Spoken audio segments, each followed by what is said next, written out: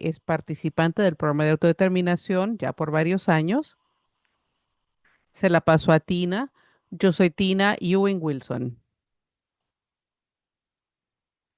Soy la mitad humana de un equipo de servicio canino y estoy muy contenta de trabajar para DBU. Yo llevo en el programa de autodeterminación y he practicado toma de decisiones con apoyo por 25 años, solo que no sabía que se llamaba de ese modo en ese entonces, y porque yo llevo en el programa desde el proyecto piloto. Perdón, me estaban distrayendo. Yo estoy muy contenta de estar aquí el día de hoy y también trabajo para la Liga de DDS y quiero hacer una diferencia. Y es un gusto contar con su participación. Maravilloso. Queremos hacer algunos anuncios. Tina, de vuelta contigo.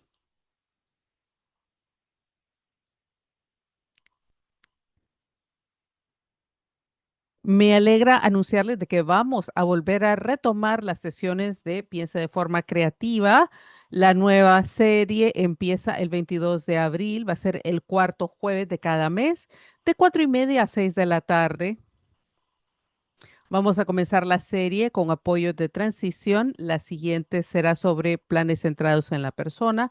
La siguiente sobre presupuesto individualizado. La cuarta sobre planes de gastos, parte uno. La quinta, la parte 2 de planes de gastos. La sexta sobre agencias FMS.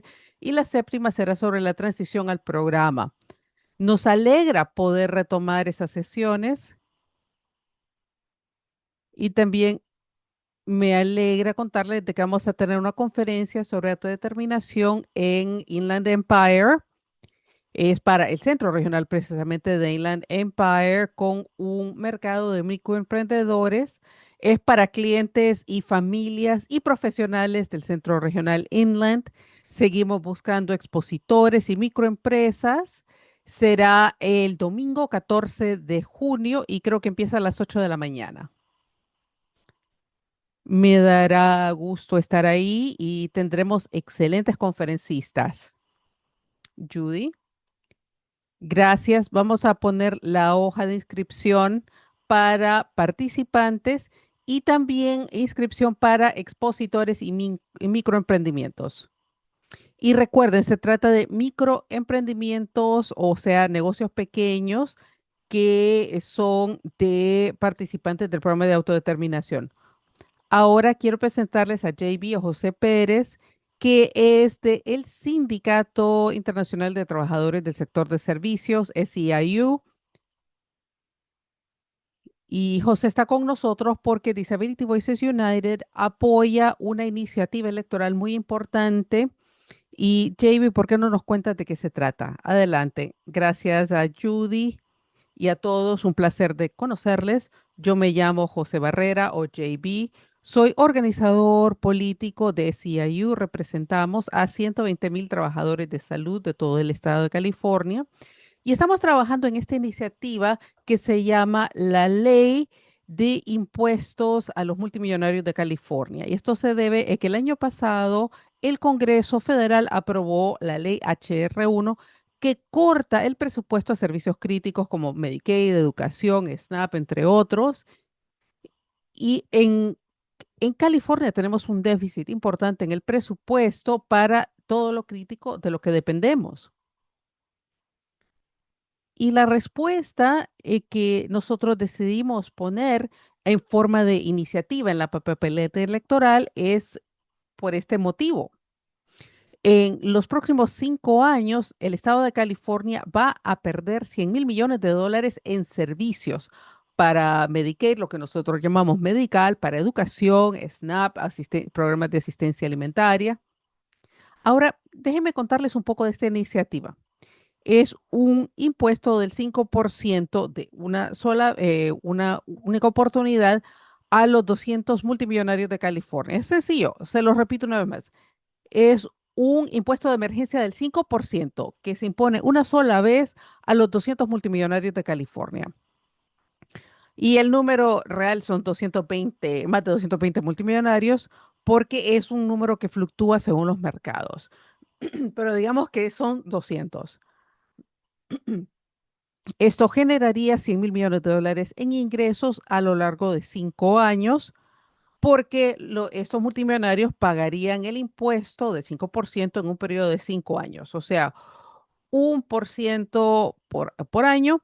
La idea es que se trata de un impuesto único de emergencia, porque la esperanza es que habrá un Congreso diferente a futuro que creará un presupuesto que refleje las necesidades de los californianos y de las personas de todo el país.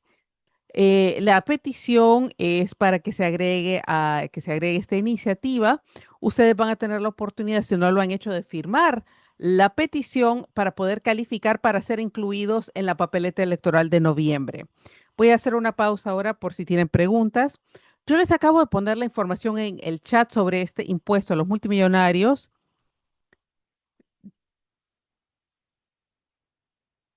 Se acaba de poner un artículo PDF. Es contexto sobre esta iniciativa.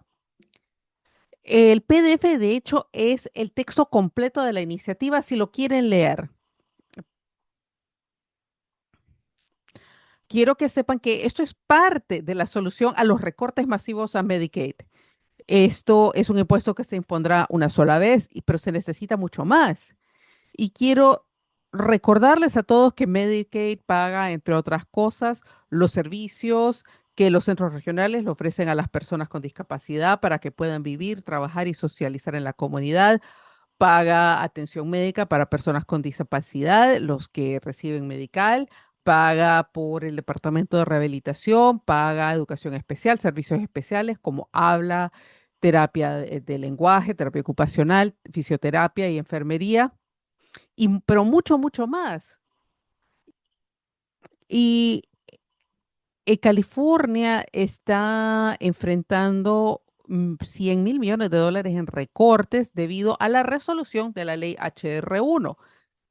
Quiere decir que todos en el programa de autodeterminación deben esperar ver un recorte en sus presupuestos. Esto sin duda va a pasar. Y en California nos tenemos que cuidar a nosotros mismos, aun si el resto del país no nos va a cuidar. Y por eso nosotros estamos apoyando esto entre muchas otras gestiones. Bueno, se incluye aquí el impuesto a los multimillonarios. Esperamos que se incluya en la boleta de noviembre, en noviembre, ¿verdad, JBC? En noviembre.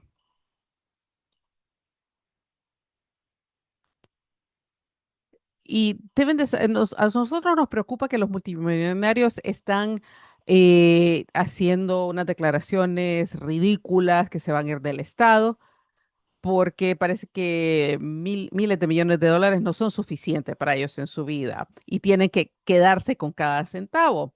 Y esto es a costa de las familias trabajadoras, de las personas con discapacidad. Así que nosotros estamos tratando de hacer que estos multimillonarios rindan cuentas, porque muchos de ellos no pagan impuestos, no pagan la parte justa de impuestos. Los mantendremos actualizados. Si tienen preguntas, lo pueden poner en el chat. Yo se la voy a leer la pregunta a JB. De hecho, yo tengo una pregunta para JB. ¿Verdad que ustedes todavía están buscando personas que firmen la petición para que se agregue a la papeleta electoral? ¿Cómo quieren que la gente se inscriba? Sí, es una pregunta importante. Hay peticionarios pagados en todo California, los van a encontrar enfrente de Walgreens, de CVS, de Walmart, de Target, donde sea que ustedes hagan la compra. Ahí ellos tienen la petición y pueden hablar con ellos o pueden contactar a uno de nosotros de SEIU. Cada uno de los empleados del sindicato lleva las peticiones. Tengo mi correo electrónico en el chat y podríamos coordinar con ustedes, ya sea de poder ir a donde ustedes para que firmen y podemos coordinar. Hay una pregunta en el chat de por qué eligieron el grupo de multimillonarios en lugar de simplemente millonarios, no estoy segura, pero ¿por qué se eligió este grupo?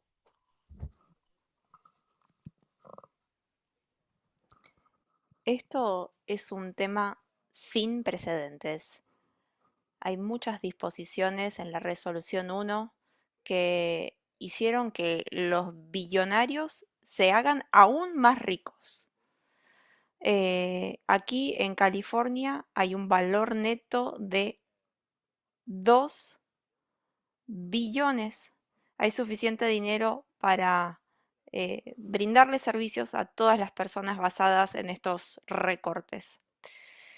Si se aprueba esta ley de impuesto a los billonarios en noviembre, eso solamente entraría en vigencia el año que viene. Fernando, tienes la mano alzada. Tengo otra pregunta para ti, JB. Estamos, tenemos más de 200 billonarios. ¿Por qué no incluimos las corporaciones? Excelente pregunta, Fernando. La respuesta corta que tengo para ti: los billonarios como personas tienen que pagar su porcentaje justo. No lo han pagado en California, no contribuyen. Como saben, Mark Zuckerberg es un ejemplo. Él cobra un salario de $1, es una suma. Entonces él no paga impuestos porque se paga a sí mismo un salario de $1. Las corporaciones también tendrían que pagar su parte, pero esta es la solución que es la más simple. Le da la mejor chance a los californianos que puedan acceder a los servicios que necesitan a pesar de estos recortes federales. A través de de la iniciativa legislativa de California, nosotros queremos que las grandes corporaciones, las grandotas como Walmart, Starbucks, que no le brindan atención médica, no le brindan seguro médico a sus propios empleados, ellos le pasan la carga a todos los contribuyentes, porque ahora todos los contribuyentes tenemos que pagarle la atención médica a esos empleados. La probabilidad de que ganemos es mínima, pero todos tenemos que poner de nuestra parte. La semana pasada recibí por correo una carta, un paquete de los billonarios pidiéndome que firme una petición para meter en la papeleta una medida que nulifique la medida del SEIU. Y ellos gastaron mucho dinero en mandarme este correo porque tiene un sobre prepago, folletos de papel muy bueno y un montón de peticiones para que yo las firme y las mande para atrás. Y ellos mienten porque dicen que este impuesto no es solamente para los millonarios, que es para todos. Y eso es patraña, una patraña. Así que estamos en contra de eso. Nosotros en la comunidad de la discapacidad queremos compartir qué cosas podemos hacer para aprobar estos proyectos de ley porque eso nos va a afectar. Voy a llamar a Sue Gavin, que abra micrófono y que haga la última pregunta y vamos a seguir a la siguiente pregunta. Solo quiero decirle a José que traté de mandarle un correo electrónico y me volvió para atrás. Me dice que está bloqueado. Voy a poner el correo electrónico ahí. JB sale bloqueado. ¿Qué pasó? Creo que la dirección está bien puesta. Puede ser que sea un problema del server. Podemos ponernos más en contacto más adelante. El correo electrónico está bien puesto. También puedo poner mi número de teléfono en la cajita del chat. Gracias. Gracias, Sue. Gracias por estar aquí, JB. Puedes regresar en el futuro a medida de que nos acerquemos a la fecha a juntar las firmas y poner esta propuesta en la papeleta. Gracias. Gracias a todos. Fue un placer. Muchas gracias. Comencemos. Vamos a compartir algunas diapositivas. Le quiero pedir a Kaylee y a Eric y al equipo de apoyo que le den spotlight a Tolín y a Fernando porque yo voy a entrar y salir. Van a poder ver en pantalla la diapositiva en español y ahora la diapositiva en inglés va a salir. Si ocupan la de español, vayan a la parte de arriba de la pantalla, van a ver la pestaña que dice español screen, píquenle ahí y ahí van a poder ver las diapositivas en español. También les quiero recordar a todos, especialmente los que hablan inglés, que seleccionen su idioma. Vayan a la parte de abajo de la pantalla. pónganle clic al globito, al globo terráqueo y seleccionen su idioma, inglés, español o coreano. Seguramente vamos a recibir preguntas en español hoy, así que para poder escuchar esas preguntas del español al inglés, por favor seleccionen el inglés si quieren escucharlo en inglés. Bueno, estamos hablando de un montón de temas hoy. Vamos a avanzar por estas diapositivas bien rapidito, así podemos tocar estos temas, pero hay un montón de cosas que están pasando en nuestro rubro y ni siquiera incluye todos los recortes que vamos a recibir en el futuro. Próxima diapositiva. Adelante, Tina. ¿Cuál es el presupuesto estatal? ¿Cómo el Estado de California gasta el dinero que recibe de los impuestos, también llamados ingresos? El presupuesto incluye transporte, prisiones, educación, atención médica, servicios sociales y muchas otras partes más. Debe ser aprobado cada año por la Asamblea y el Senado y debe ser firmado por el gobernador antes del 30 de junio. Gracias. Siguiente diapositiva, por favor.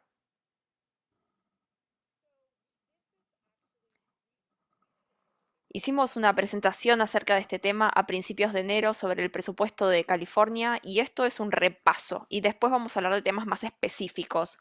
Pero, ¿cómo se aprueba?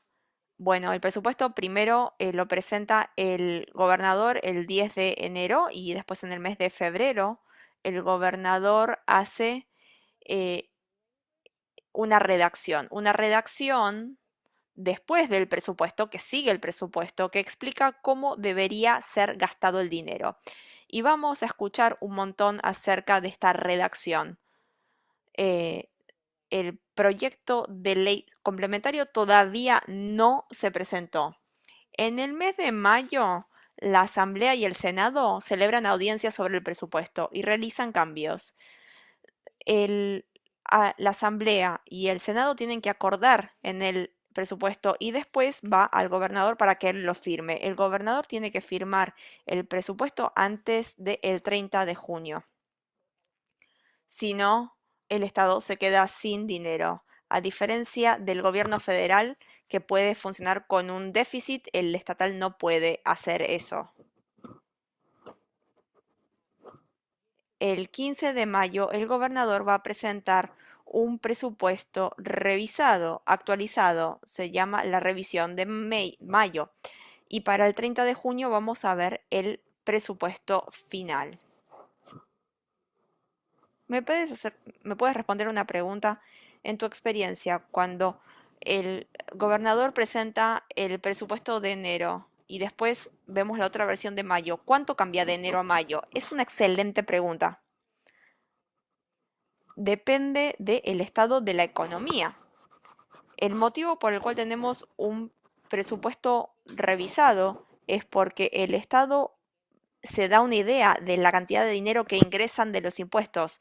Recuerden, tenemos que pagar los impuestos el 15 de abril. La semana que viene, acuérdense de hacer los taxes en tiempo. Y porque esos impuestos se envían de manera electrónica, el Departamento de Finanzas del Estado se puede dar una idea de cuántos ingresos van a entrar. Entonces, el presupuesto de enero es como adivinar, es como estimar, pero después ya en mayo, ahora ya más o menos sabemos exactamente cuánto dinero vamos a tener. Esto es una certeza. Entonces, si hay una recesión, la economía va a haber menos dinero que ingrese al presupuesto estatal. Si a la economía le va muy bien, entonces vamos a tener más dinero en el presupuesto. Ahorita la economía está en este punto intermedio que no es ni recesión, pero los precios están bien altos por la guerra en Irán y por otras problemáticas, como por ejemplo el tema de los impuestos arancelarios que nuestro presidente le impone a las importaciones. Y por eso los precios subieron muchísimo.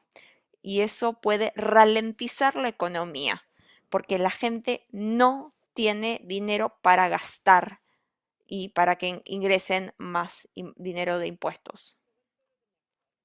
Próxima diapositiva. Tina, te toca. Perdón.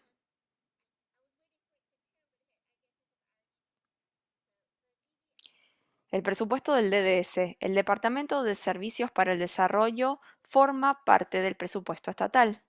Financia los servicios tradicionales y los de la autodeterminación, los centros regionales y las operaciones del DDS. Está financiado con fondos tanto estatales como federales. Los fondos federales provienen de Medicaid. Para que la gente sepa, aproximadamente por cada dinero que California gasta en servicios del centro regional, nos vienen 50 centavos del gobierno federal. Eso es un montón. Son miles de millones de dólares que el gobierno federal nos da. Si recortan los fondos de Medicaid, eso también va a afectar a los centros regionales y a los servicios de los centros regionales. Vamos a recibir menos. Todavía estos recortes no entraron en vigencia, así que todavía no sabemos cuándo va a ocurrir esto. Siguiente.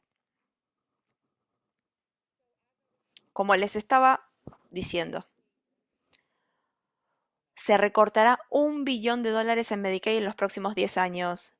Eso equivale a 100.000 millones de dólares al estado de California. Eso puede ser más. Los recortes empiezan este año en ciertas áreas, especialmente en salud para inmigrantes indocumentados, como también los requisitos laborales para las personas en la población de expansión de Medicaid. Nada todavía, no hay recortes todavía para los centros regionales, pero vamos a empezar a sentir los recortes el año que viene. No estamos sintiendo los recortes este año porque está pasando algo muy importante en noviembre y son las elecciones. Eh, Ahora todos los miembros del Congreso, los diputados, pueden ser reelegidos y también muchos senadores pueden ser reelegidos. Los republicanos y el presidente, cuando proponen la resolución 1, que incluye el billón de dólares de recorte de Medicaid y esos grandes recortes para los impuestos de los millonarios y billonarios, no querían que a ellos los culpen por los recortes en estas elecciones de noviembre. Entonces, postergaron la implementación de los recortes hasta después de las elecciones de noviembre del 2026, así no les cae la culpa a ellos. Uno de los trabajos que vamos a tener este año en estas elecciones de noviembre es asegurarnos que la comunidad de la discapacidad entienda lo que se viene. Y si están pensando en qué candidatos votar, que hagan estas preguntas importantes. ¿Cómo votaron ustedes en la propuesta de ley HR1? Próxima.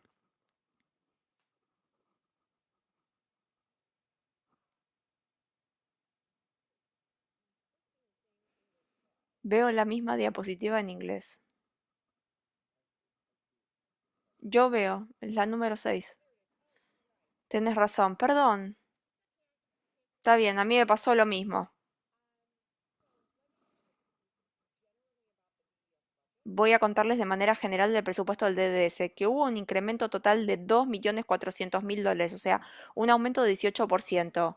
Eso es asombroso, porque hubo otros servicios como el IHSS que fueron recortados. Y el hecho de que el sistema de DDS no solamente está protegido, sino que está creciendo, es asombroso. Francamente, no se hagan las ilusiones de que esto va a seguir así. Están proyectando que el sistema atenderá a casi 527.000 personas durante el año fiscal siguiente, que empieza el 1 de julio de este año, y, y casi todo el presupuesto, este aumento de presupuesto de 2 millones, es para brindar servicios a 50.000 personas nuevas. Y el presupuesto total del DDS será de 21 millones de dólares, que es increíble, porque cuando yo empecé a meterme en el sistema, creo que el presupuesto era de 9 millones y no fue hace tanto tiempo, así que esto es un aumento drástico. Siguiente.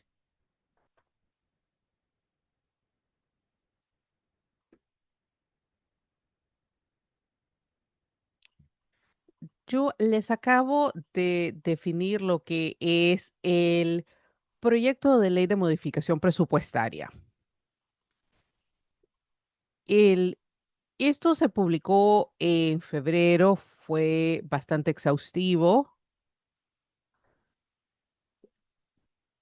Yo llevo involucrada en el sistema desde 2010, pero hay personas como Catherine Blakemore, que fue directora ejecutiva de Disability Rights California por muchos años. Ella dice que nunca había visto un proyecto de ley de modificación presupuestaria tan exhaustivo, o sea, que son muchísimos cambios que se están proponiendo y muchos de estos cambios no están conectados con nada al presupuesto. Entonces, aquí tenemos preocupaciones sobre qué tanto, qué tanta política pública se está realizando con esta modificación al proyecto de ley presupuestario y, y quiero darles algunas fechas importantes, sobre todo para los que están cerca de Sacramento o que pueden ir a Sacramento para las audiencias. La primera audiencia será el 15 de abril. Es la audiencia del subcomité de presupuestos de la Asamblea, se llama el subcomité número 2 de Servicios Humanos. El presidente es el doctor Corey Jackson, que representa Inland Empire, y luego el 7 de mayo será la audiencia del subcomité 3 de presupuesto del Senado, es el subcomité 3 de Salud y Servicios Humanos. La presidenta es la senadora Carolyn Menjivar del área del Valle de San Fernando de Los Ángeles. Y estas audiencias son críticas y duran muchísimas horas. Así que si planean asistir, planeen pasar todo el día en Sacramento. Se permite comentario público para que las personas puedan expresar sus preocupaciones o su apoyo a ciertas partes del presupuesto y del proyecto de ley de modificación presupuestaria. Enviaremos alertas de acción a todos los que están en nuestra lista de correos, instándolos a que asistan. La primera audiencia, de hecho, es la próxima semana. Ahora hablemos del programa de autodeterminación y los problemas del proyecto de ley de modificación presupuestaria. Desde el presupuesto del año pasado, o sea, desde junio pasado, el departamento propuso texto que se aprobó en el presupuesto, diciendo que se debe de hacer un recorte de 45 millones de dólares año tras año al programa de autodeterminación. Y Y en el presupuesto de este año se incluyó la continuación de este recorte. Es muy poco claro cómo se hará. Yo he tenido conversaciones personales con el departamento sobre cómo esperan que se den estos recortes. Hice unos cuantos cálculos según el presupuesto actual de todas las personas que están en el programa de autodeterminación, y si recortan 45 millones es un 12% del presupuesto total de autodeterminación. O sea, básicamente un recorte del 12% por persona. Yo hice la pregunta específica, cómo esperan lograr el recorte del 12%? Y a mí lo que me dijo el Departamento de Servicios del Desarrollo, DDS, es que no esperan que nadie que está actualmente en el programa reciba un recorte del 12%. Lo que esperan lograr este ahorro con menos personas entrando al programa de autodeterminación. Francamente, para mí eso no tiene sentido. Así es como nos lo dicen. Voy a hacer una pausa un momento y le paso la palabra a Talim. Pero ahora voy a presentarles a nuestra invitada el día de hoy. Tenemos a Talim Cachaturian. Es una maravillosa madre de un participante del programa. También es una facilitadora independiente con muchísima experiencia. Trabaja con Guidelight Group y ha trabajado de forma colaborativa con DBU por muchos años. Y nuestro otro invitado, de quien van a escuchar unos minutos, es Fernando Gómez, que es el cofundador del Integrated Community Collaborative o ICC, que es nuestra organización hermana que trabaja específicamente con las comunidades inmigrantes, sobre todo de habla hispana, para ayudarles a navegar el sistema de centros regionales y otros sistemas que usan las personas con discapacidad del desarrollo. Talín. Yo he estado analizando bastante este tema de los recortes y la reducción de inscripción. Y ahorita hay muchas personas que están esperando entrar al programa, ya sea esperando encontrar el facilitador indicado, esperando que el centro regional procese el papeleo. Hay muchísima espera. Y si va a haber algún tipo de reducción en la inscripción, no va a ser por falta de intentarlo, porque yo de hecho veo lo opuesto, veo que cada vez más y más personas que ven que familia y amigos aprovechan todo el acceso que tienen con autodeterminación.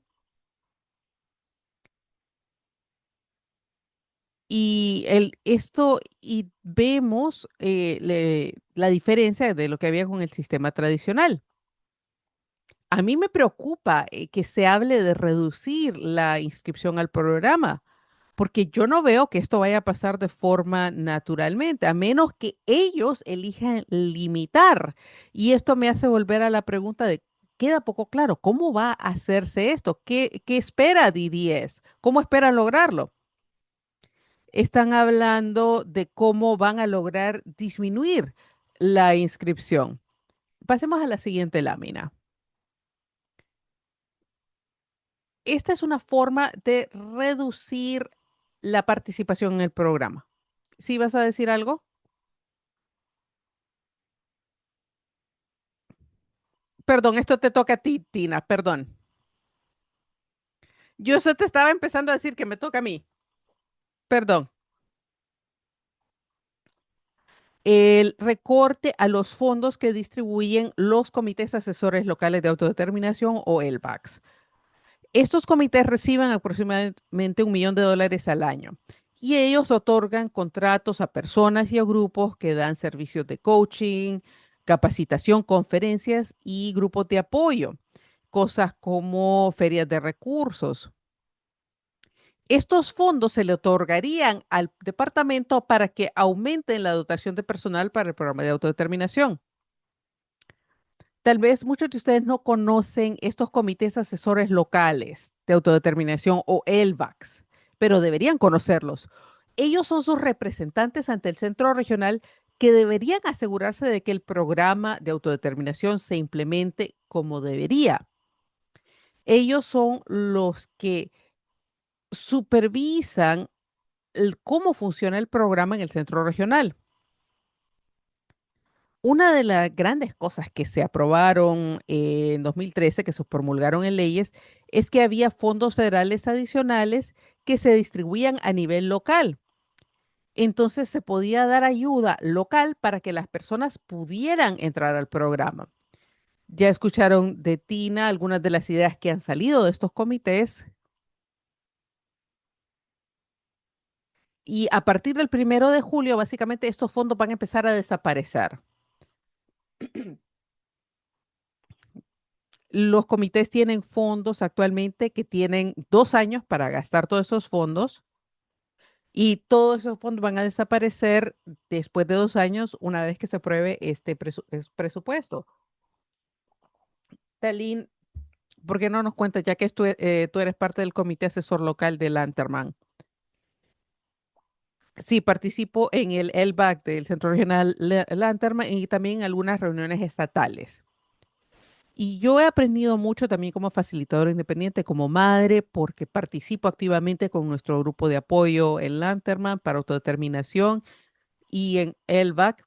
El dinero que recibimos, sé que $1 millón parece como que es mucho, pero las personas que tienen que entender que $1 millón dividido entre 21 centros regionales, en realidad no recibimos mucho. Depende de cuántas personas es per cápita, así es como es la fórmula que usan los centros regionales, cómo se asignan los fondos. Y luego los comités son muy cuidadosos a la hora de determinar la necesidad de la comunidad local para asegurarnos de que el programa funcione debidamente en nuestra área. Así que no es una cantidad sustancial de dinero. Y aún así se nos da esta responsabilidad y lo hemos cuidado muy bien. Entonces eliminarían servicios como coaching, capacitación, conferencia, grupos de apoyo. Básicamente nos están cortando de raíz el poder apoyar a las familias. Y voy a ser sincera con ustedes. Mi miedo es que esto al Estado le va a terminar costando 10 veces más para hacerse cargo del caos que va a crear personas que no están debidamente capacitadas en cómo funciona el programa. Sinceramente, si no fuera por la capacitación, las conferencias que yo he estado haciendo por mi cuenta, yo no tendría toda esta información para poder cuidar de mi hijo o de mis clientes. Fernando, ¿quieres agregar algo? Sí, gracias, Judy. Y Tina, gracias por organizar esta plataforma, porque es muy importante tener la oportunidad de hablar de esto. Personalmente no pienso que se trata solo del dinero. O sea, están quitando $1 millón, como dice Talín. Se divide entre 21 centros regionales. Los ELBA que están haciendo una labor maravillosa, pero no se trata del dinero, se trata de las restricciones. DDS recibe cada año una cantidad X de dinero o de vuelta de los POS, o sea, de los contratos de compra, de los presupuestos. El conteo que tengo de hace como 3 años era como $1.000 millones. Entonces no es como que no tienen $1 millón para hacer lo que necesitan, para dotar de personal, para empoderar el departamento. Le van a quitar a los comités para hacer el trabajo que están haciendo. Entonces mucho de lo que está...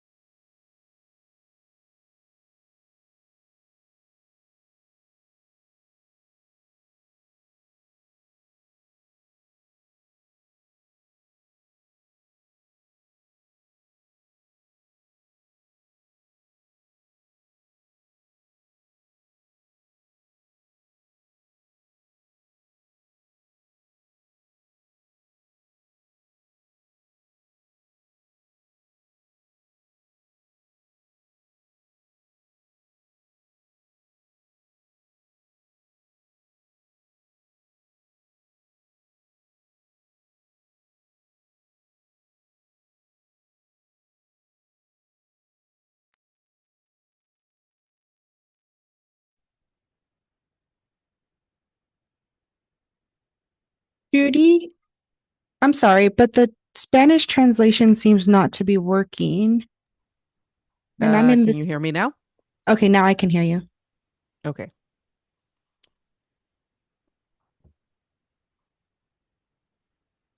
Si en algún momento llegara a ver, si nos pueden hacer saber que si se escucha bien la interpretación, no sé qué pasó. Si algún problema técnico, pueden ponerlo en el chat y vamos a estar pendientes. Pasemos a la siguiente.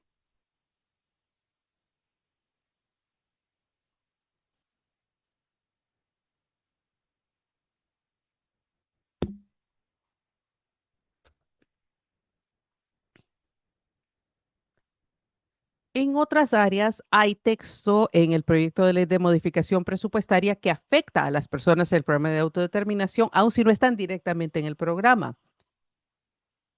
Hay muchísimo texto sobre reestructurar las juntas directivas de los centros regionales.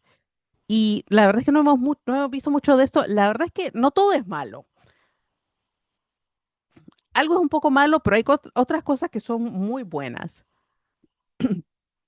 Pero se siente todo muy apresurado, todo está pasando tras bambalinas y Díaz tiene demasiado poder en esta dinámica en la que la comunidad no tiene la oportunidad de negociar este tipo de cosas, aunque nos afecta directamente.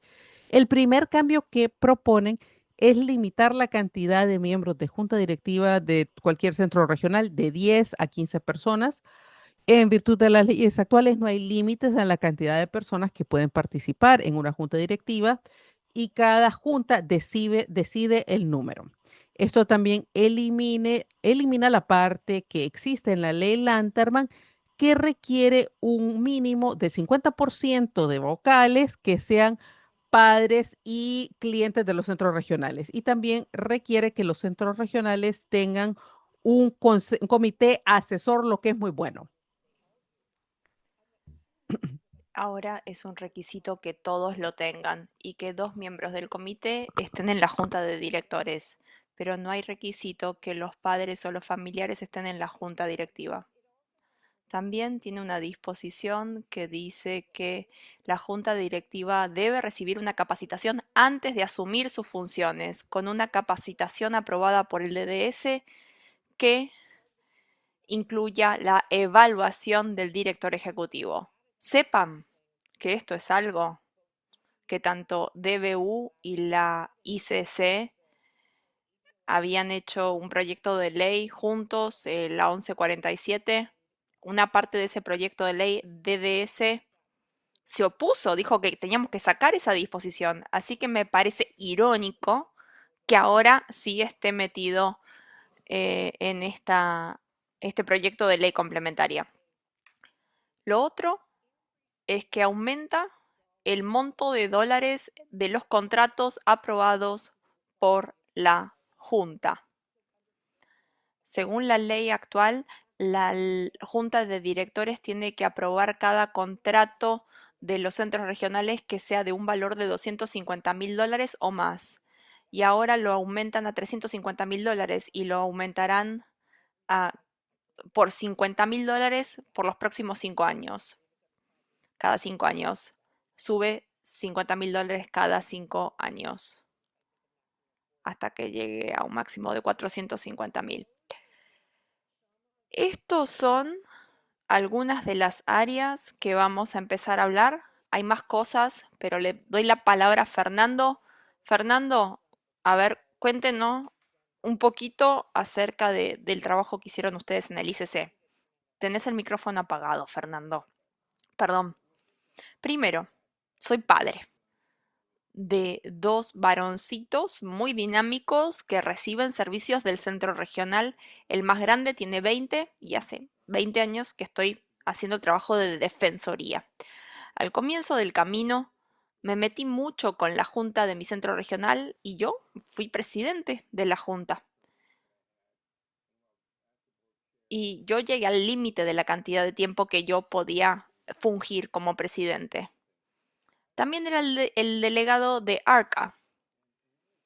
Estuve mucho tiempo en las juntas de directores y una cosa, Judy, que le quiero contar a la gente hoy, a medida de que pasamos por cada diapositiva, si no ven el hilo conductor, empiecen a verlo desde la perspectiva de lo que está pasando y vemos como esto es una tormenta perfecta y ninguna tormenta es buena. Tenemos esta redacción del proyecto de ley complementaria, restricción de los fondos para el trabajo de bases, para los voluntarios, para los autodefensores. Ahora un cambio a las juntas de directores de los centros regionales. Si usted no conoce a los miembros de la junta de directores de su centro regional, de su área de cobertura, conózcalos, empiece a ir a estas juntas. Es importantísimo que usted sepa quiénes son estas personas, que tenga un vínculo usted con ellos. Si usted dice, yo ya estoy autodeterminado, dice, no, ¿para qué? Es muy importante, porque esa es la voz de la comunidad que participa, que exige. Lo segundo, al implementar estas limitaciones, estas restricciones, miren el segundo punto que dice, elimina la ley vigente que exige que al menos el 50% de los miembros de la Junta sean personas atendidas o padres de personas atendidas. Ahora tenemos profesionales que no tienen experiencia de vida, que ni siquiera tienen una conexión con nuestra comunidad. Ellos son los que van a estar tomando estas decisiones. Y ahora tenemos 2 personas del Comité Consultivo de los Consumidores. Va a ser un caos. Aún si estén capacitados, ¿por qué se cambia lo del proyecto de ley 1147? Está cambiando todo para, en mi opinión, restringir, volver al comienzo donde empezaron los problemas con el sistema de los centros regionales, y me parece que esto sería una regresión, sería una marcha atrás para las juntas directivas de los centros regionales. Voy a decir más en el Q&A, Judy, pero me parece que en las próximas diapositivas podemos hablar más de este tema que es tan importante. Próxima diapositiva. Ya lo escucharon a Fernando, que el DDS está tratando de hacer que estas juntas de directores sean más profesionales. Algunas de estas pautas ya existen en la ley estatal, en la ley actual, perdón, que los miembros de la junta directiva tienen que tener experiencia del área jurídica legal, en gestión, en gobernanza de directivas, en el sector financiero. Eso no cambia que la ley actual, solamente porque le quitaron el requisito de ese 50% que sean autodefensores y familiares. Teóricamente podría ser un abogado que no sabe nada de las discapacidades del desarrollo. Es gente que no tiene nada en juego. Esto para mí es sumamente problemático. Otro tipo de experiencia que tienen que tener es en labor de promoción de políticas para programas de discapacidad del desarrollo que va más allá de la experiencia personal o familiar vivida con una discapacidad del desarrollo. Para mí esto es un insulto. Decir que la experiencia vivida no es importante. Es más importante tener experiencia profesional. Adelante, Fernando, cuéntenos. Si usted fuera a analizar lo que pasó en los últimos 50 y pico de años y cómo el sistema se descarriló, uno de los argumentos más fuertes es que el sistema está demasiado profesionalizado.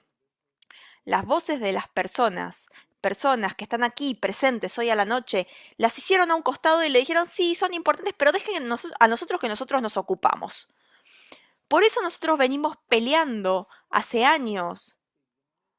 Acá dice, más allá de la experiencia personal o familiar vivida con una discapacidad del desarrollo. Esto realmente, en definitiva, nos están ninguneando. La perspectiva más importante que uno puede tener como miembro de una junta directiva es experiencia vivida. Eso no se compra, eso no se aprende. Yo entiendo que uno puede ser un abogado que puede entender de su negocio, pero sacar a la gente con experiencia de vida me parece realmente problemático, me parece un desastre.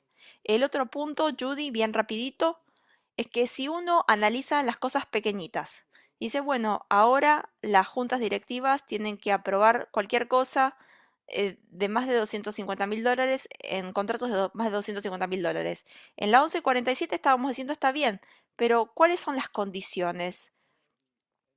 ¿Cómo se desempeñan estas entidades antes de aprobar algo?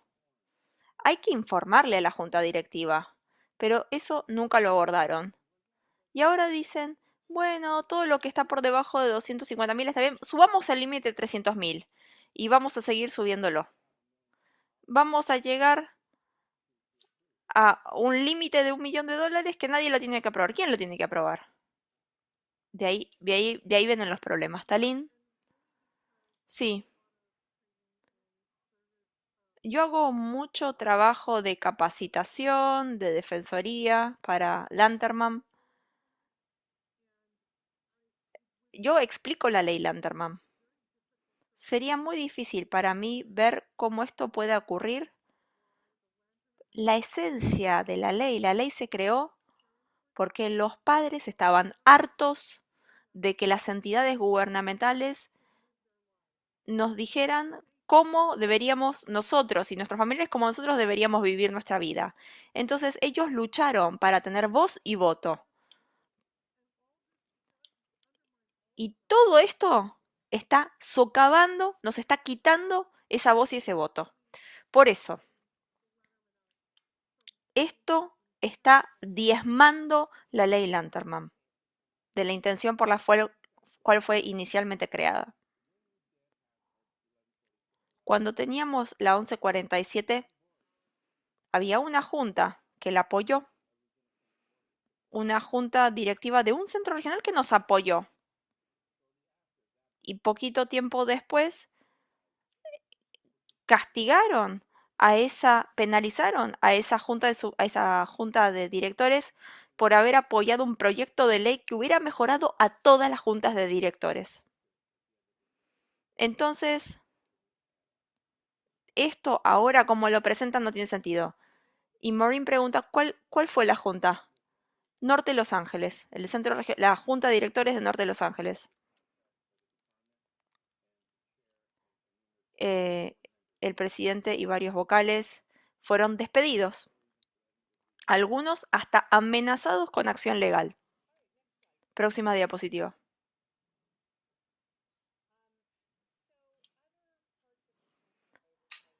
La supervisión de otros centros regionales.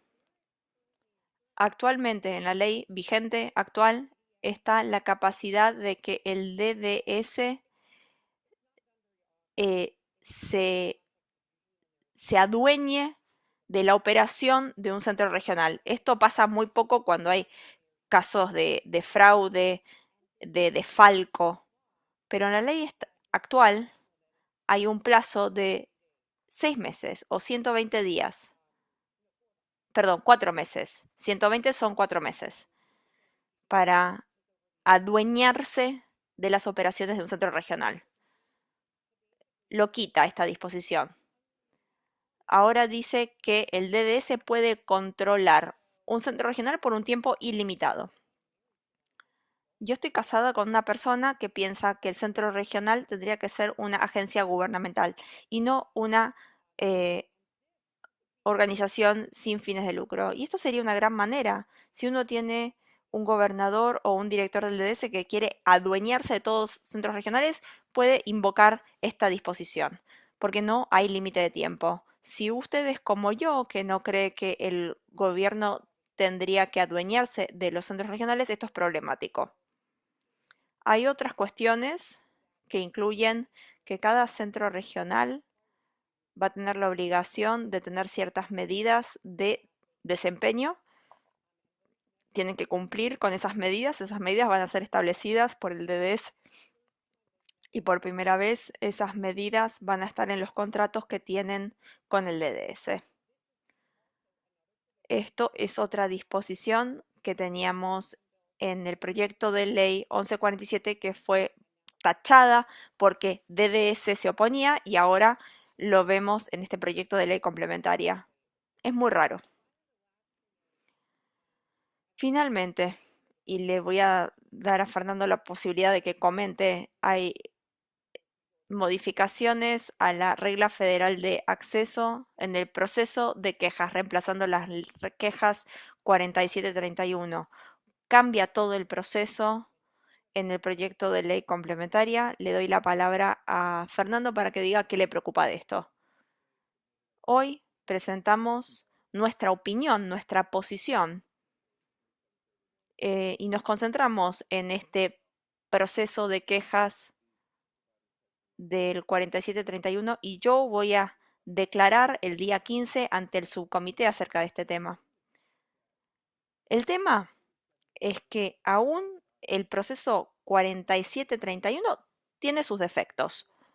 El objetivo es crear algo que sea más equilibrado. En definitiva, con la 4731 y con el nuevo proceso de quejas, ¿quién, quién tiene la carga de la prueba? La persona, el individuo. Esa persona tiene la carga, el peso. No hay ningún elemento que diga, vamos a agilizar esto. Ahora, con el proceso de quejas, los centros regionales tienen 60 días para llegar a algún tipo de resolución, conclusión o para abordar la problemática. Y les quedan 14 días más para prorrogarlo. Y no hay nada que diga que si hay que hacerlo en los próximos 5 o 10 días. ¿Hay algún tipo de implementación que se recibiría? Nada al respecto.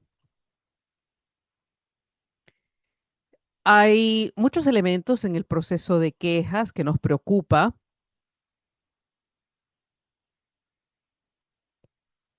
pero al final del día no es algo que pensemos esté alineado con la creación de un proceso justo y equilibrado. Siguiente, Tina.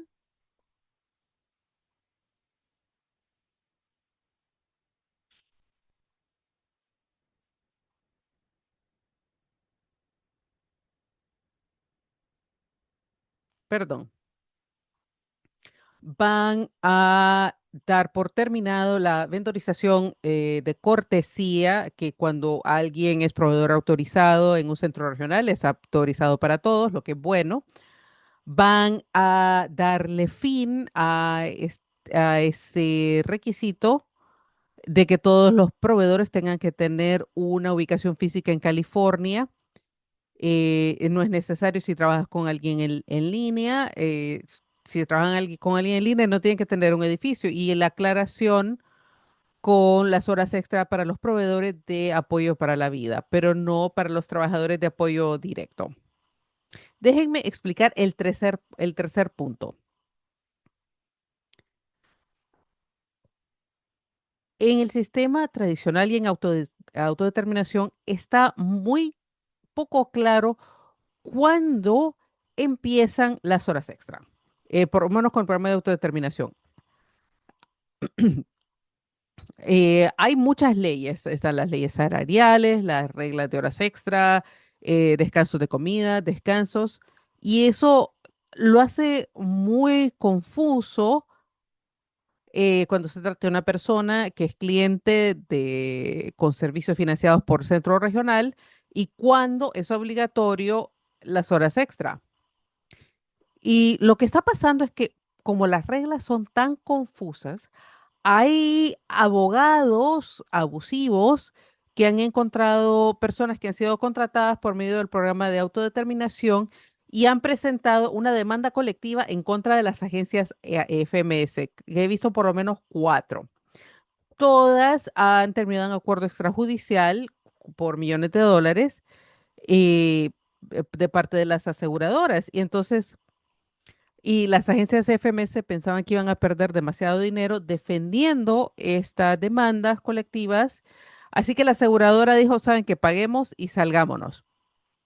Así que el texto en la ley de modificación presupuestaria que introdujo DDS, que aclara las reglas de horas extra para los proveedores de apoyo para la vida en el sistema tradicional. Como decíamos antes, esto es fantástico, es una excelente oportunidad para que se aclaren también las reglas para las horas extra en autodeterminación.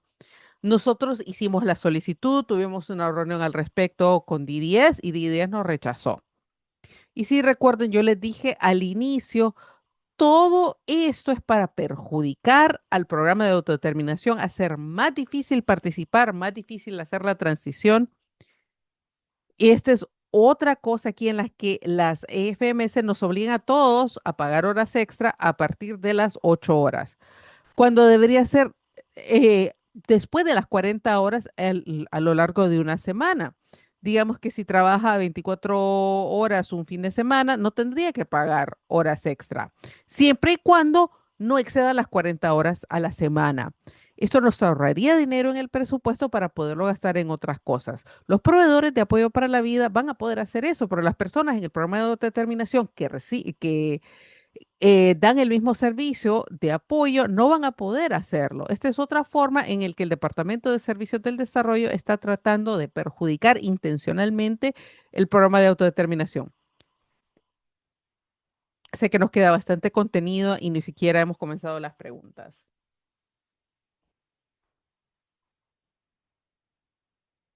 Siguiente paso.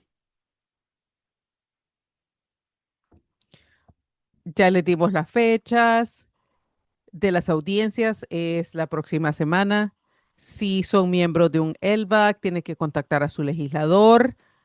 Tienen que enviar correos electrónicos, hacer citas con ellos, llamarlos por teléfono. Tenemos alertas de acción en nuestra lista de correo. Si están en la lista, van a escuchar. Voy a hacer esto rapidito. Es una lámina que presentamos en enero. ¿Quiénes son los ganadores en el presupuesto? Son los proveedores de servicio. No se les están recortando las tarifas, aunque esperamos miles de millones de dólares en recortes. Los centros regionales no han tenido recortes. De hecho, tienen un aumento en los fondos de operaciones y coordinación de servicios. Es más que nada por la carga de casos. Y DDS es el gran ganador de este presupuesto porque están agregando muchísimo personal nuevo, aun si nuestros servicios están bajo amenaza. Y aunque algo de personal es importante, están agregando 6 empleados nuevos en la división de autismo. Yo les puedo decir, yo tengo un hijo con autismo. Nunca había escuchado que hubiera una división de autismo. No sé lo que hacen. Nunca me han ayudado a mí o a mi hijo. No sé por qué necesitan 6 empleados. Y por supuesto, personal nuevo que trabaja en política de autodeterminación. Y estos fondos vienen de los comités LVAC y los perdedores del presupuesto son los programas de autodeterminación, claro que sí, los programas de autodeterminación, IHSS, y las personas con discapacidad son los que pierden más porque el presupuesto no aborda los recortes futuros a venir. Siguiente. Vamos a cubrir alguna de la problemática reciente en autodeterminación para todos. En STP Connect hemos hablado de que el programa de autodeterminación es, forma parte de algo que se llama un waiver o un contrato federal entre el Estado de California y el gobierno federal para recibir fondos federales, recibir fondos en contrapartida. O sea, 50 centavos por cada dólar que el Estado gasta. Este waiver, el borrador de waiver que se publicó para comentario público en enero y toman comentario público de muchas formas. El estado de California envió la solicitud para este waiver el 26 de marzo y hay cambios críticos en el borrador original que ahora se muestra algo que se llama neutralidad en función de costos, lo que quiere decir que las personas que están en el programa de autodeterminación gasten aproximadamente lo mismo que se gastaría en el sistema tradicional, o sea, lo que se gastaría si estuvieran institucionalizados. Y una forma de determinar la neutralidad en función de costos no se basa tanto en el sistema tradicional en comparación con autodeterminación, pero es sobre la base de autodeterminación en comparación con ser institucionalizado en una instalación, en un centro intermediario, como sea que se llame, centros de desarrollo. Los centros de servicios de Medicare y Medicaid del gobierno federal, que se llaman CMS, aprueban este waiver el 30 de junio para que el programa de autodeterminación pueda seguir. Anticipamos que el gobierno federal va a aprobar este waiver, lo va a rechazar.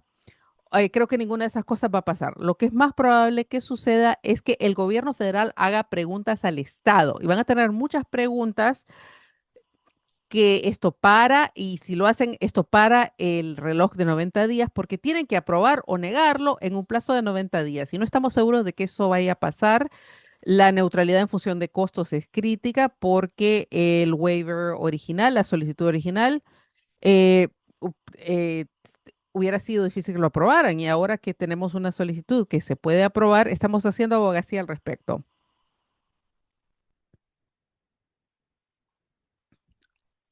El departamento ha publicado un par de directivas que quiero comentarles.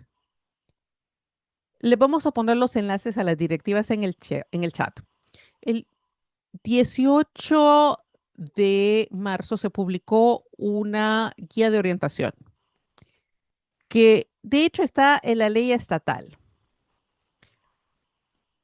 Y es que todos los participantes elegibles al programa de autodeterminación deben estar inscritos en el waiver. Esa es la ley actual. Y el hecho de que alguien no esté en ese waiver no es culpa de la persona, es la culpa del centro regional que no los incluyó en ese waiver. Y la directiva es muy específica que dice que los centros regionales deben ayudar a la persona y a su familia a inscribirse en ese waiver. ¿Y cómo se puede uno inscribir a ese waiver? Alguien tiene que recibir medical o recibir IHSS. Si recibe cualquiera de esos dos, quiere decir que básicamente es elegible para ese waiver, pero hay un paso adicional que el centro regional debe tomar cuando una persona ya recibe medical. Ellos son los que tienen que inscribir a la persona directamente al waiver. Y ahí hay una desconexión y DDS creo que identificó que hay como de 2.000 a 9.000 participantes del programa de autodeterminación. Hay 2.250 personas que no están en el waiver, o sea, una cuarta parte. Y aunque es un requisito de la ley, eso no es nuestra culpa. DDS está identificando a esas personas y está enviando la información a los centros regionales y requiriendo que los inscriban.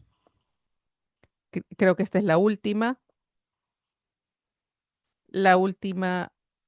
directiva.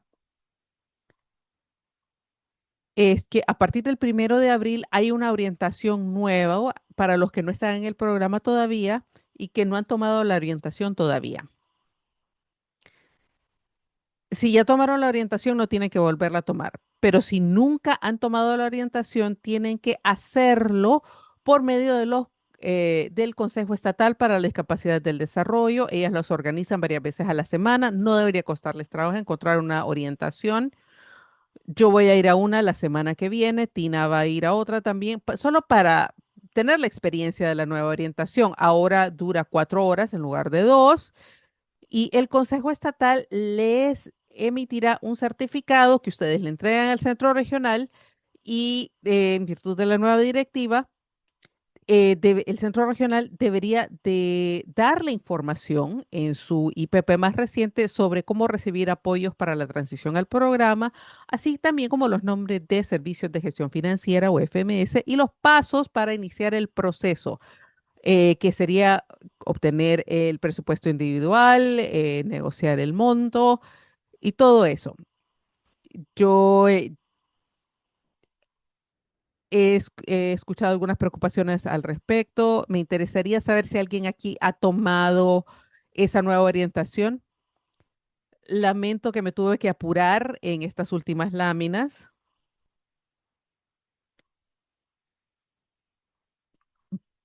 Vamos a dejar de compartir pantalla y vamos a contestar las preguntas que puedan tener. Vamos a darle la palabra a las personas con las manos levantadas y luego veremos el chat para tratar de contestar esas preguntas. Mari A, adelante. Gracias, Tina. Me alegra que estés hablando del tema de ese waiver o contrato federal o también exención porque causa mucha confusión. Porque tal vez puedas explicar un poco, porque hay coordinadores de servicios que a veces le dicen a las personas, bueno, si están en medical regular no califican para el waiver. Y la mayoría de las personas piensan que el waiver es para los que tal vez generan un poco más o para los que tienen seguro privado. Esto yo lo oigo todo el tiempo. Entonces, ¿puede explicar un poco más de qué es esto del waiver? ¿Quién califica? ¿Cuál sería el requisito? Porque aunque lo veo en el chat, sé que hay muchas personas que desconocen esto. Si puedes aclarar la confusión sobre quién califica. Gracias, Mari.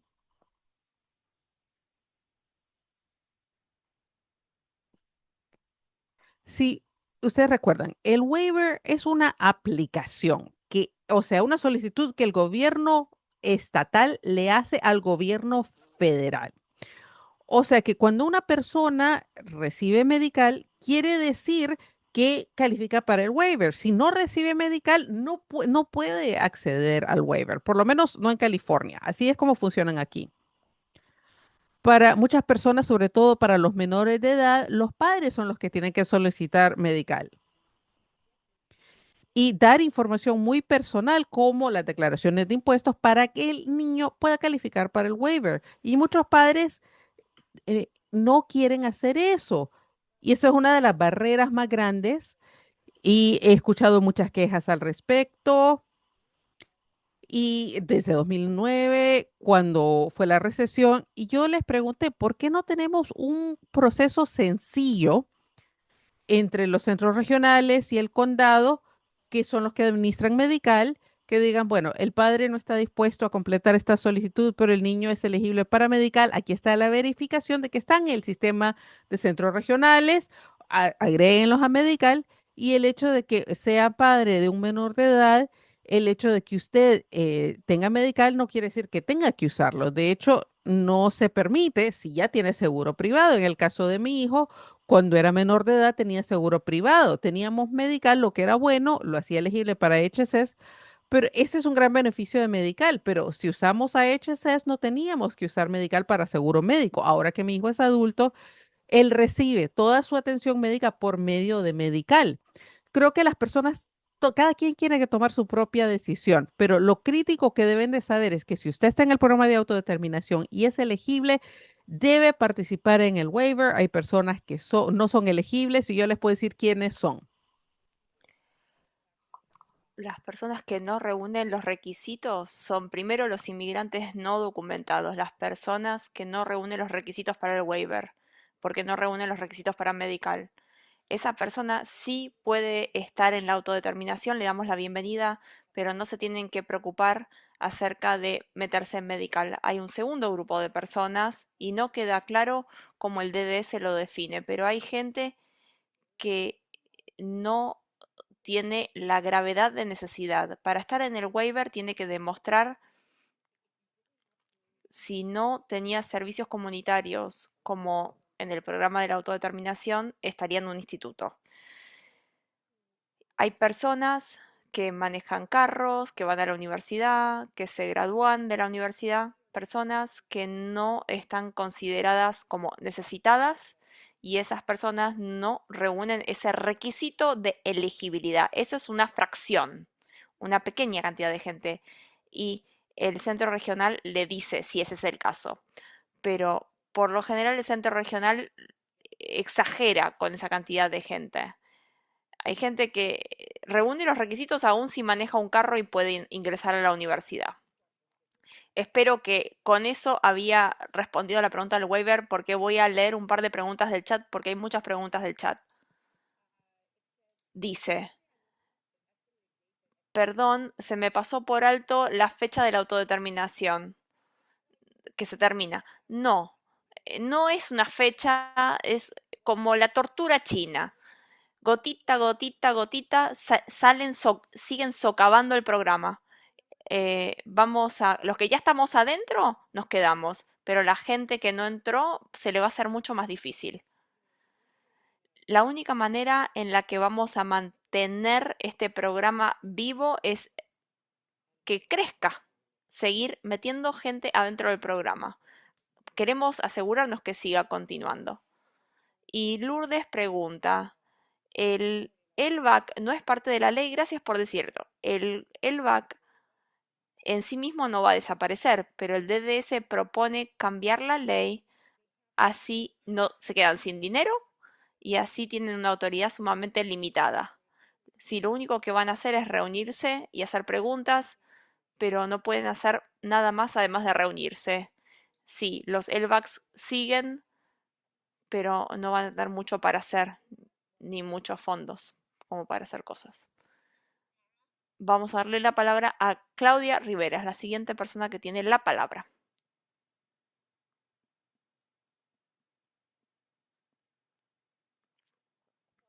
Claudia, puedes abrir tu micrófono, Claudia. Siguiente persona y después volvemos a Sí, Claudia. ya, disculpen. Yo tenía una pregunta en cuanto al waiver. Mi hijo es mayor de edad, tiene 32 años. El medical le retiró el waiver y yo traté de hablar con el centro regional para que me ayudaran a que se lo volvieran a reinstalar el waiver. Él es una persona con 24 horas al día de cuidado, 7 días a la semana. Y el centro regional supuestamente trató. Ellos dicen que mi hijo tiene waiver en el centro regional, porque él está ya en autodeterminación, pero no tiene waiver en el medical. Él es DACA y tiene permiso de trabajo. ¿En qué podría él afectarle o cómo yo puedo hacer de que el centro regional me ayude para que el medical lo vuelva a reinstalar como waiver? Claudia, tu hijo nunca estuvo en el waiver, te puedo garantizar. Los dacatarios pueden trabajar en los Estados Unidos y pueden recibir medical en el estado de California, pero no tienen permiso para recibir Medicaid, fondos de Medicaid para sus servicios. Los servicios que recibe tu hijo los paga el dinero de California, no recibe fondos nacionales. Nunca estuvo en el waiver y tenemos que rezar, rezar, pedirle a Dios una nueva presidencia en algún momento que va a ajustar el estado de los dacatarios. Ahora no tenés que hacer más nada. Tu hijo está haciendo exactamente lo que tiene que hacer y está todo bien para él. Y estamos encantados de que estés aquí. Vamos a darle ahora la palabra a otras preguntas del chat. Esta es una excelente pregunta. Si el DDS aumenta el personal de la autodeterminación, no sé si van a aumentar, sino que no aumentan el presupuesto, sino que pasan, hay un cambio del personal. No sé si van a agregar más personal, pero sino que están pasando los costos de un lado para el otro. Va a haber objetivos para que ellos mejoren las respuestas a los clientes. El DDS no aprueba los planes de gasto. Los que aprueban los planes de gasto son los centros regionales. Los centros regionales también pierden dinero de la autodeterminación, porque los centros regionales, de esos 2 millones, 2.4 millones, esos fondos federales, hay una parte que paga el ELBAC y también pagan los especialistas en elección del participante. Y el DDS ya retiró esos fondos el año pasado. Entonces muchos centros regionales están tratando de encontrar maneras de financiar las unidades de la autodeterminación y los supervisores, pero no tienen fondos especiales tampoco. Yo, yo veo que las cosas están empeorando. Para mí, yo lo que pronostico es que todo va a empeorar, porque ahora el DDS no obtiene este dinero. El DDS va a empeorar todo con este dinero adicional. Vamos a tomar la siguiente pregunta. Bobby Hendrickson. Hola, primero, gracias por toda su ayuda a la información, a pesar de que la información es triste. Mi hija está en la autodeterminación hace 6 meses, desde octubre, y los centros regionales, nuestros trabajadores, parecen no saber nada acerca de la autodeterminación ni cómo asistirnos.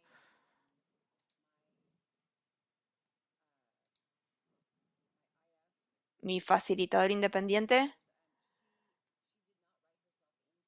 ella no se incluyó en su presupuesto. A mí me dijeron en la orientación que esa persona nos iba a acompañar el primer año, así que podíamos... No necesariamente, Bobby. Pensé que funcionaba así. Ella se fue y no encontró a alguien nueva, nadie está aceptando gente nueva, es difícil encontrar facilitador independiente nuevo, aparentemente, y el centro regional no sabe cómo ayudarme. Pero mi problema es que teníamos un programa de día y tratamos a través del centro regional, les pagaban 102 la hora.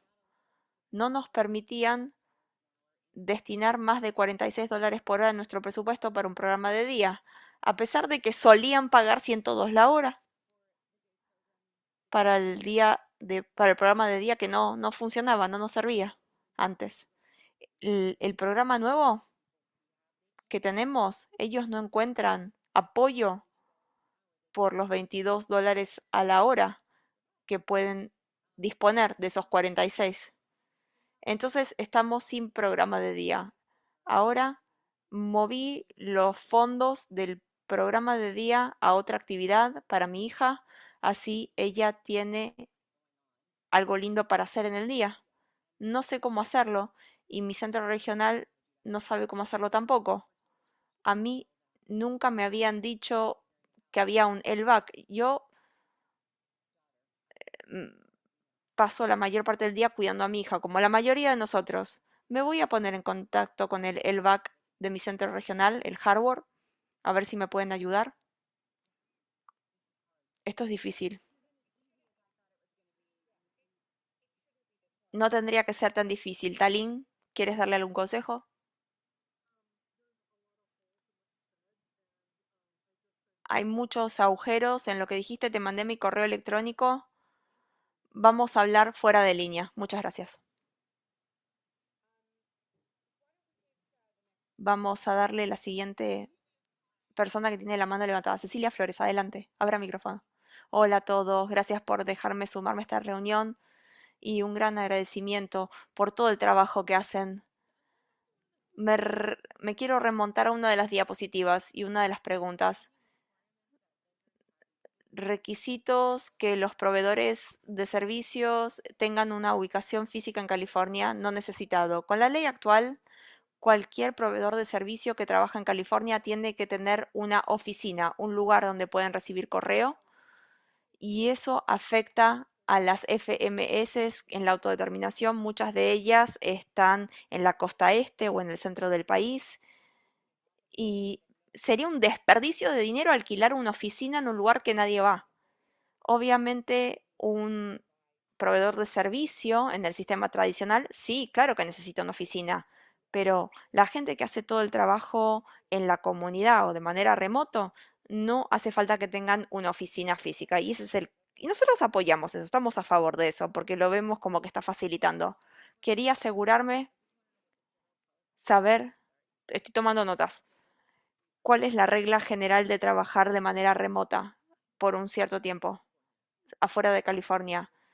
Si uno es un trabajador de ILS, Taylor Day, ¿quién va a estar fuera del estado? Una pregunta general. Digamos yo, si yo salgo del estado, pero tú eres la participante de la autodeterminación, ¿estás hablando del participante que esté fuera del estado o el que brinda el servicio? Digamos que yo trabajo con alguien. O sea, tú serías proveedora de servicios, sí. Hay muchas reglas acerca de los proveedores de fuera del estado. Hay reglas en el sistema tradicional y las reglas son diferentes en la autodeterminación. Actualmente, algunos servicios sí se pueden brindar desde afuera del estado, cosas como una clase de arte en línea o tienes un psicólogo que ves de manera remota. Esa gente sí puede estar fuera del estado. Sin embargo, escuché muchas anécdotas de muchos centros regionales que no están dispuestos a pagar por esto. Y es irónico, porque en el sistema tradicional sí se puede. Esta es un área en la cual muchos facilitadores están empezando a hacer trabajo de abogacía para asegurarnos que estas reglas queden claras. Talín, ¿querías hacer un comentario? Bien rapidito. El problema no solamente son los centros regionales, sino las FMS.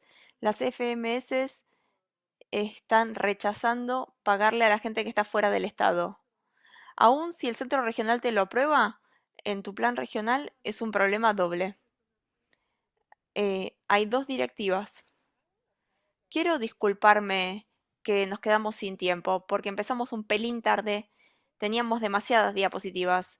El próximo SDP Connect podemos retomar esta charla, no con todas las diapositivas desde cero, pero les voy a rogar a Fernando y a Talik que vuelvan, apúntenlo, así podemos seguir. Empezar con preguntas. Derek, te prometo que te vamos a dar la palabra. Fabiola la segunda. Y voy a guardarme todas estas preguntas y se las voy a responder porque son excelentes preguntas y queremos compartir la grabación de esto con todos antes de la siguiente sesión. Gracias a todos por venir, nos disculpamos que nos quedamos sin tiempo y esperamos volver a verlos el mes que viene. Cuídense.